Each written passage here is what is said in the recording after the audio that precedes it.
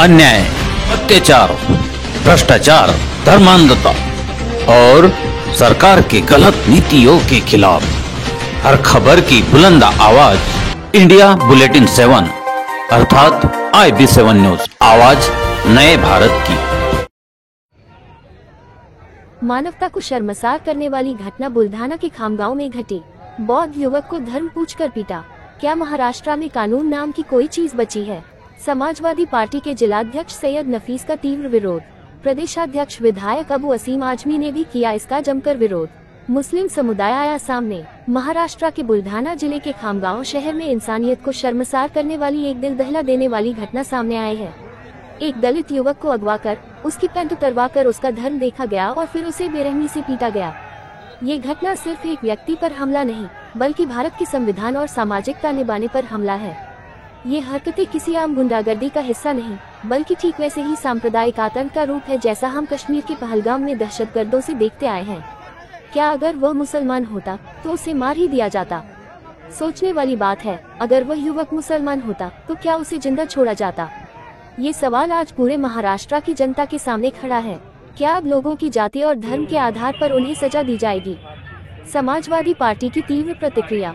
Samajwadi party के बुल्ढाना जिलाध्यक्ष सैयद नफीस सैयद शफीक ने इस अमानवीय कृत्य की तीव्र निंदा करते हुए तत्काल समाजवादी पार्टी महाराष्ट्र प्रदेश अध्यक्ष व विधायक अबू असीम आजमी साहब से फोन पर बात की और पूरी घटना की जानकारी दी। सैयद नफीस ने कहा, ये हमला किसी एक युवक पर नहीं, बल्कि ये संविधान, बराबरी और इंसानियत पर हमला है।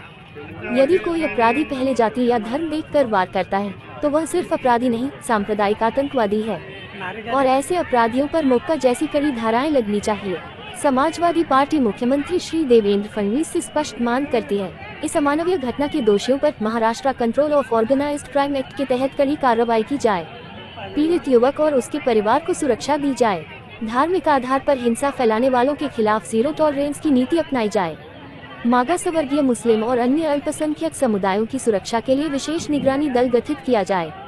Gautam India IB7 news Khamgaon.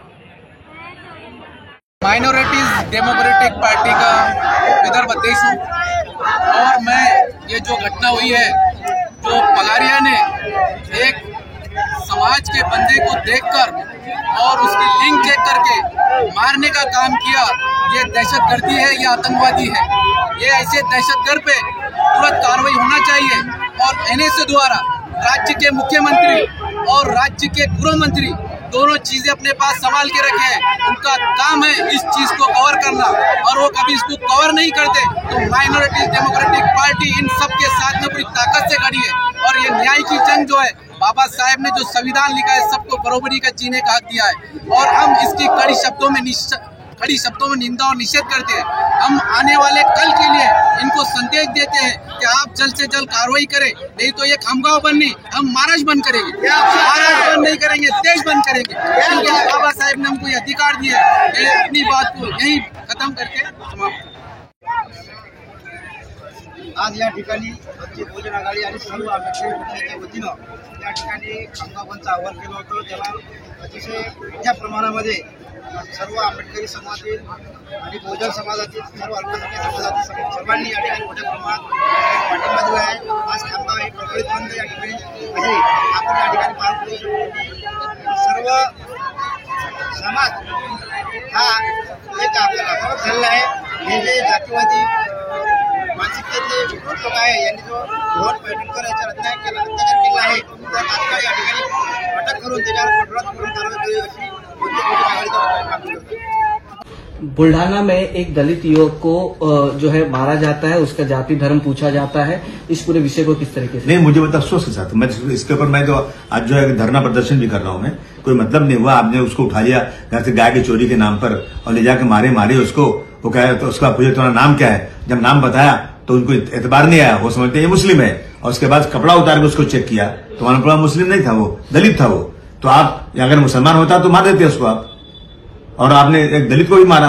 यानी दलित और मुसलमानों को लगातार जो निशाना बनाया जा रहा है, हम समझते हैं कि ये जो है लॉ एंड ऑर्डर खत्म हो चुका है, लगता है डिक्टेटरशिप हो चुकी है।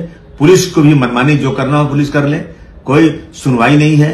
मैं मुख्यमंत्री जी से कहना चाहता हूं, वो मुख्यमंत्री भी हैं, वो मिनिस्टर भी हैं, आदरणीय हमारे फडणवीस साहब कि इन चीजों पर जरा करिए ना। आप नया नया लॉ बना रहे हैं, आपने नया लॉ बनाया है जो है नक्सलवादियों के लिए।